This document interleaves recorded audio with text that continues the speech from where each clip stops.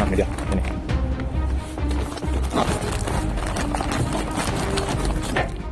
Keberhasilan pengungkapan ini berawal dari penindakan terhadap 3 kasus berbeda yang memiliki tujuan akhir penyebaran narkotika ke Indonesia. Kasus pertama melibatkan pengiriman paket dari Amerika Serikat yang berisi sekitar 10 kg ganja kering dalam bentuk bunga dengan tujuan pengiriman ke Bali, berdasarkan informasi awal dari Bea Cukai Tiongkok. Sementara pada kasus kedua, petugas mengamankan seorang warga negara Rusia berinisial KK yang kedapatan membawa 3 kg hashish, yaitu olahan ganja yang juga akan diedarkan di Bali. Adapun kasus ketiga berhasil menggagalkan pengiriman 4 kg sabu yang akan dibawa dari Jakarta menuju Kendari. Siang hari ini kami merilis 3 kasus penggagalan penyelundupan narkotika.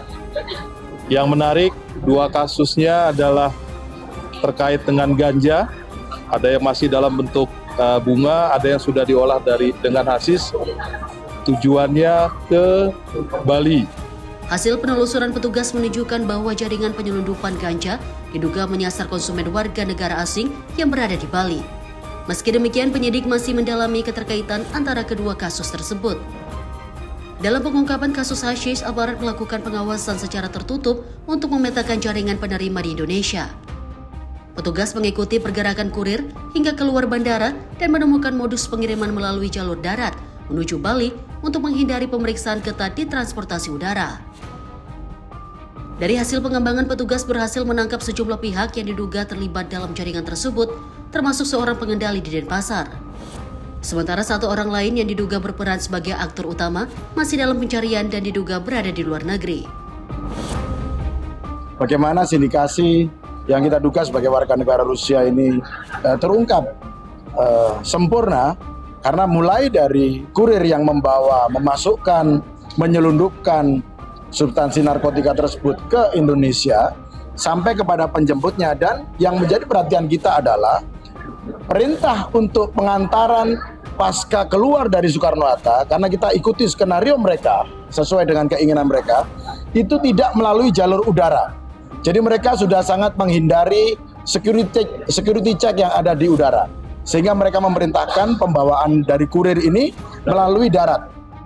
Polresta Bandara Soekarno-Hatta menegaskan komitmen untuk menjadikan kawasan bandara sebagai zona merah bagi pelaku penyelundupan dan peredaran narkotika. Koordinasi dengan kejaksaan dan pengadilan terus dilakukan agar para pelaku mendapatkan hukuman maksimal sesuai ketentuan yang berlaku.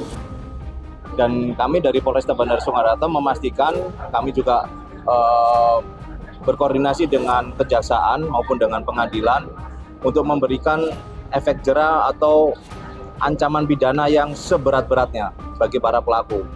Kita berharap dengan apa yang kami lakukan ini bisa memberikan warning kepada calon-calon pelaku maupun para pedagang dan para penyalahguna narkotika agar hindari penyalahgunaan perdagangan narkotika. Sinergi antara Bea Cukai, BNN, dan Polri kembali membuktikan efektivitas pengawasan di pintu masuk negara. Aparat menegaskan akan terus memperketat pengawasan dan memburu jaringan internasional yang terlibat dalam upaya penyelundupan narkotika ke Indonesia. Dari Tangerang, Mujab Latumairisa, Sinpo TV melaporkan.